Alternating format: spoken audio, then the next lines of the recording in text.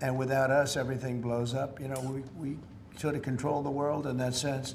But we have a guy that's just a stubborn mule and a stupid person that is making a big mistake. He's talking about your own pal. It lasts for years because when you do the debt, now I've instructed my people not to do any stubborn debt mule beyond and a stupid 9 person. months or so. Get this guy out.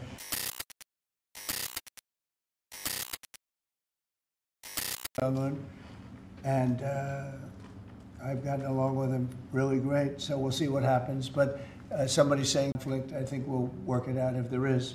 It wouldn't involve us, but again, we're very far away from a lot of these places that we're solving problems with. But I enjoy doing it, I like doing it, and it's the right thing to do, and we have an ability to get it done, so we're solving things that we didn't have a lot to do. Serbia, Kosovo, I told you, we solved a potential disaster. I can tell you that some of the countries that you're not going to hear about, but some countries that were ready to go to war with their neighbor are not going to go to war with their neighbor, and that's a great thing. We have a number of them. But I'm very happy about India and Pakistan because they actually have nuclear weapons. You know, when you talk about Iran, they were trying to get it, but India has nuclear weapons, Pakistan has nuclear weapons, high-level nuclear weapons both, and getting that solved was really great. We did it through trade, so it was a great thing. Mr. President, when it comes to nuclear weapons, Mr. President, are you concerned that the Iranians may have some enriched uranium at Pickaxe Mountain? No. The last thing they're thinking about right now is enriched uranium.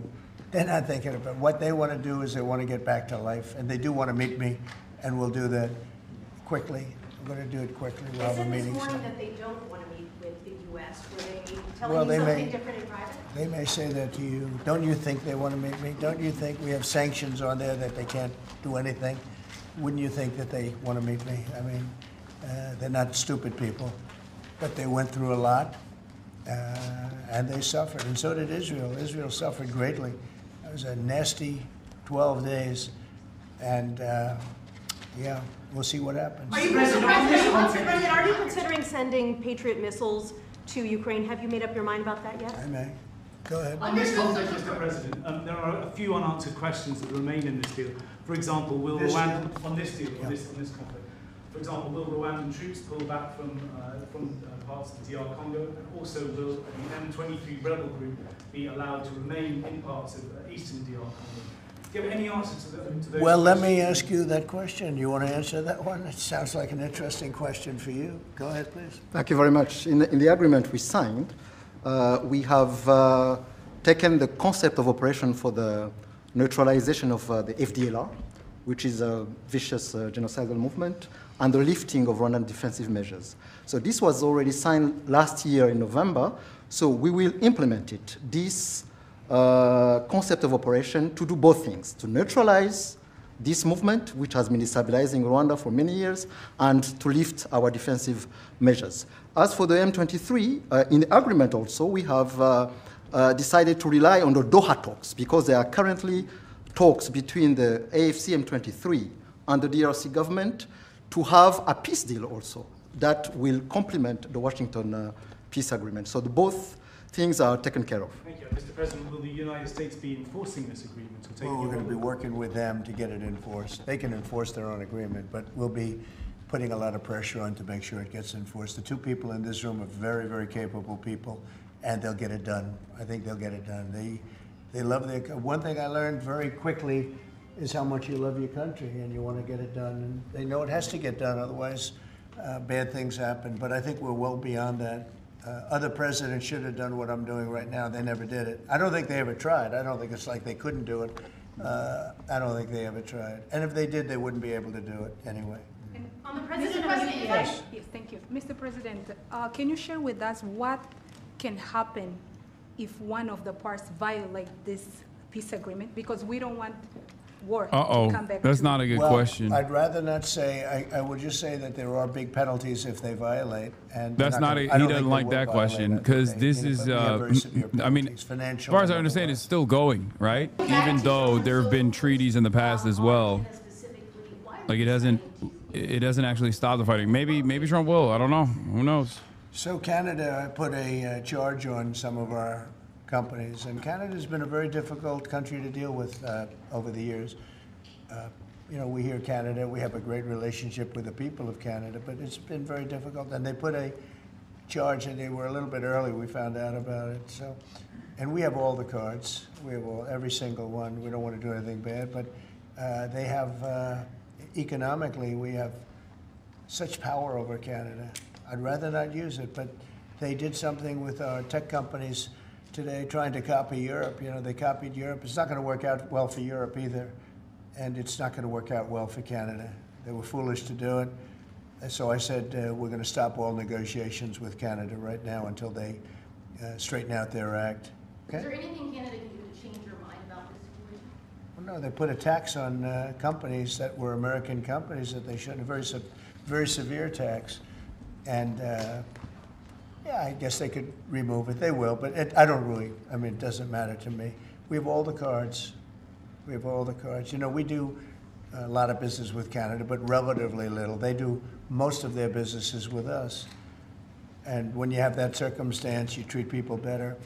They've had farmers that are getting like 300, 400, 200% in tariffs. Nobody's ever seen anything like it. We have cases, you don't read this and the people don't report, but they charge us 400% on some dairy products. 400%. Nobody writes that. It's not fair to our farmers, and we've got to protect our farmers. Sir, you just, sir, Yeah, Brian, go ahead. Mr. Trump, you mentioned how much of a rate cut we would do to the interest on the debt. Earlier today, Director Pulte was on CNBC talking about how he suggested Powell should resign. Any comments on whether or not Powell should step down? I know you've been. Well, I don't have a comment. I'd love him to resign if he wanted to. He's done a lousy job. Look, if you were there, you'd say, well, you know, the United States is doing well. They have no inflation. And if they do get inflation in a year or two, we'll start raising the rates. We'll get rid of the inflation, you know, and do other things. Biden had the worst inflation in the history of our country. Not much higher than that, frankly. They say 19%. I say, I think it's a lot higher than that. And we have almost no inflation now. We've done a great job in a short period of time. Energy prices are way down. Gasoline now is down to close to $2 in a lot of places. A couple of places I see it even broke. It's like $1.98 a gallon. We've done a great job on inflation and honestly, pretty much everything else. I think that I think it's very sad the way people act. You know, you have a guy in there that with the stroke of a pen could lower interest rates and save us hundreds of billions of dollars a year. But he's a stupid person. You know, it's very interesting. I'm not sure if he doesn't understand it, because you should be able to understand it. It's sort of 101 economics, but I'm not sure of that. But think of it, with the stroke of a pen, he talks 101 about costs. Economics, you just lie, you make up numbers. It's 101 economics, money is fake, who cares? These are nice numbers for you, right? $900 billion, $950 billion by lowering interest rates. And it's really just more of a paper movement. It's not like... I say gas is $1 a gallon in Indiana, and it doesn't have to be true. You won't check it. No one checks it. Even people in Indiana believe me when I say it. It's beautiful. It's great. 101 economics. Lower interest rate than the United States of America. And without us, everything blows up. You know, we sort of control the world in that sense.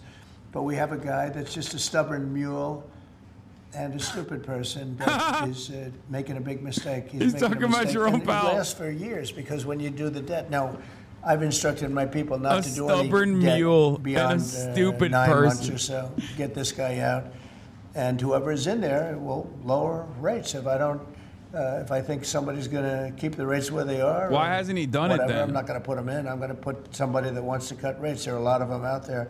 And I said this morning, a lot of the business shows today were saying, you know, Trump is right. He should be cutting rates. Think of it. We have a great country. We're making a lot of money. We're taking in billions of dollars in tariffs. We have $15 trillion of money that wants to be invested here, which is a record. In 2 months, it breaks any record that we've ever had for a whole year, and not even close, 15 trillion, and it's going to be much higher than that. That's after essentially 2 months, because, you know, we've been doing it for about 2 months, 2.5 months. $15 trillion breaks every record in the book. There's never been anything like this. We have factories moving in, we have car plants moving in, we have everyone wants to be part of the United States. And as I told you, and I say it to everybody, when I was in the Middle East, the King of Saudi Arabia, and Qatar, and UAE, all great leaders, they have all great leaders. All three of them said, you got the hottest country in the world, and you did it in, at that time I was there for 4 months, because we got back a little while ago. But everybody says it, not only them. We have the hottest country in the world right now. The only thing is we have a Fed chairman that is, he doesn't get it. And you could have substantially lower. Like if we cut him 2 points, would save more than 600, think of it, more than $600 billion just because you cut. But you can't go out to the market and say, well, we have a guy that's got us at 4% or 4.5%, and we want to pay 2% or 1%. I think we should be paying 1% right now. And we're paying more because we have a guy who's, you know, suffers from, I think, Trump derangement syndrome, if you want to know the truth. But he's not good for our country. The president of UK. No, Did you push not for the you, president? not you. A related question. Not today. you. There have been reports, Mr. President, that your administration is considering issuing an executive order about debanking, which is the practice of banks denying services based on people's political beliefs or industries such as crypto, people involved in that. Would you be open or interested to sign such an executive order targeting debanking, and what might? Well, I think the debankers, I think that banks, I can tell you because I've been a victim myself, because of my politics, that big banks were us. And I actually think it was Biden's people that told him to be, because the one group of people that banks are afraid of are the regulators. They are petrified of the regulators. And I've seen the biggest banker. I can tell you, you see him on television all the time. If a regulator walked into the room, he gets all nervous and crazy. They're afraid of the regulators. And if the Biden people order the banks to be virtually closed, they can do anything they want. The regulators control the banks. It's not the president of the bank. The president of the bank is far less important to a bank than a regulator. And a regulator can put that bank out of business, just like bad prosecutors are very dangerous. You know, we had a couple. I had deranged Jack Smith and some others, and we kicked their ass. But it was, you know, it's a tough kind of a situation.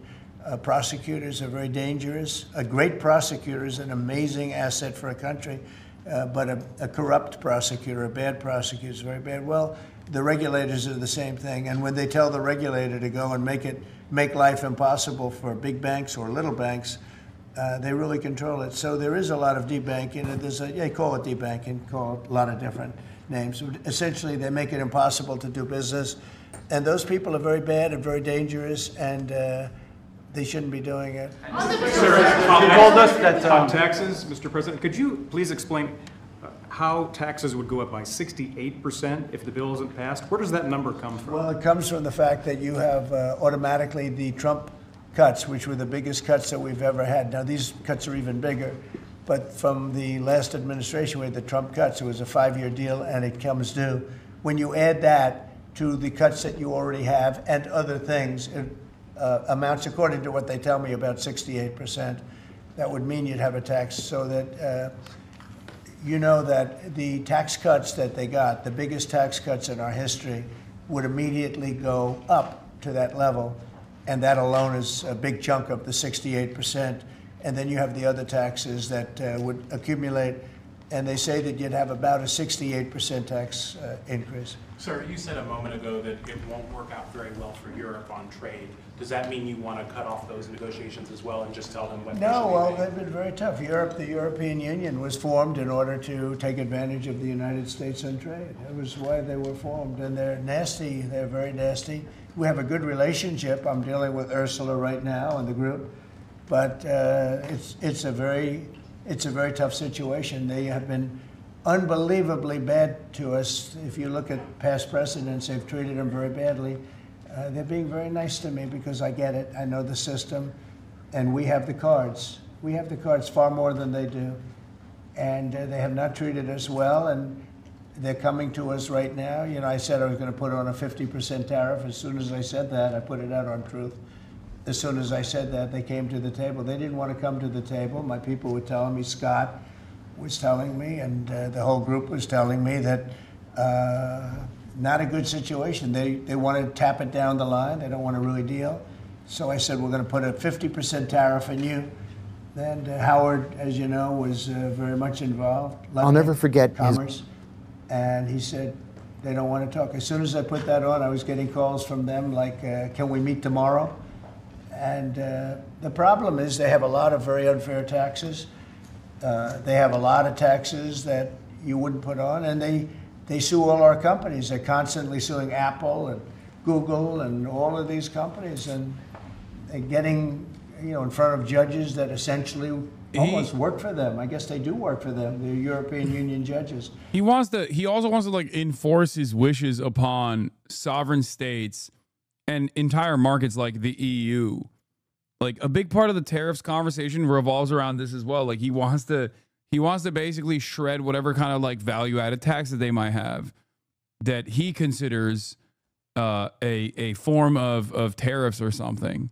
Like there is no sovereignty under the Trump rulership.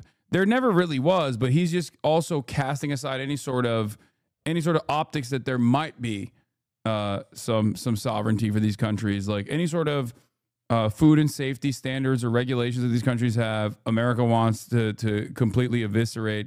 Today, did you see the statements? Very nice.